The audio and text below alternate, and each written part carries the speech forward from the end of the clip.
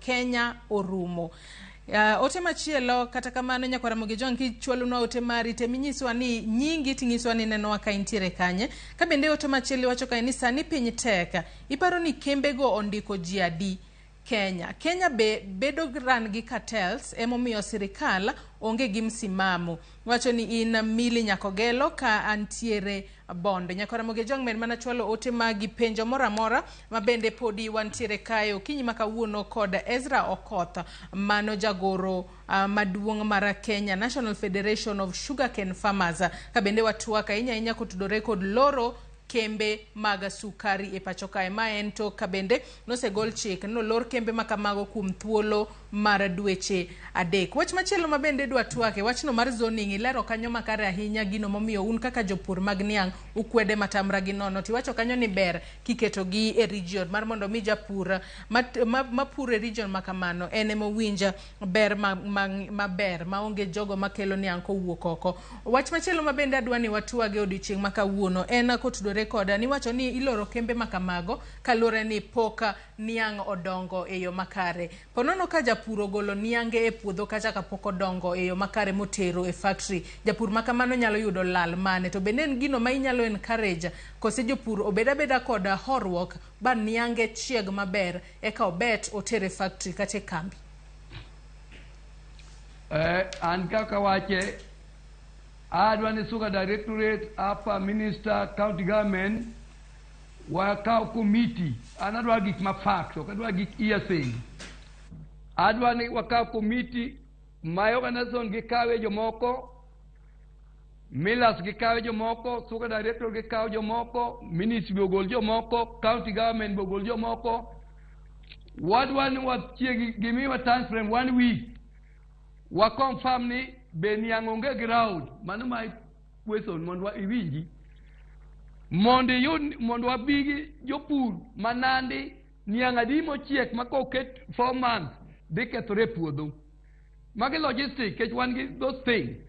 niang adi man Kericho madhi kethore to niang adi manie area magi Nzoia sama ne Chemelil gore piny wadogo history Chemelil nyocha ne tiyo maber kai kendo ne jaji koko mane tie kata boundary mane ji gore kuro norumo kendo mor kanyacha nadhi e bura Chemelil opuro niang maber sani Soni bede ya ne Soni opure Nzoia kucho every kata private mill moko be opure moko mok pur ere tiende wacho gima ok wane maonge logistic e wabe atmonda achiel koria koni tiange biane Kodera Forest in Homa Bay County yula ka niang onge kanyo ana nyalo kwano gi mang'eny ma apa pachelal ke wan mwan gi jopur minister bechino onge kuma Kodera Forest nitie to kama wacho Kapsabet bede 20 years nande ka Kericho bede higi mang'eny Soni to koro kawuoyi ke kanye monyuola anto kawuothi kaka leadership kara chung ne jopur marango kakiani niang makama kethore mani tiyo chiek mani under age manan dwano kaw gimo joga gi millers gi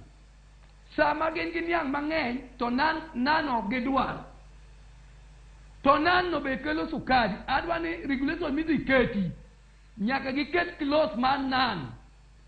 to nan ne mupuro sani kendo chiek to mano koro giwinji adwani mondo jopur be treated equally to kendo na kwa serikal gimomiyo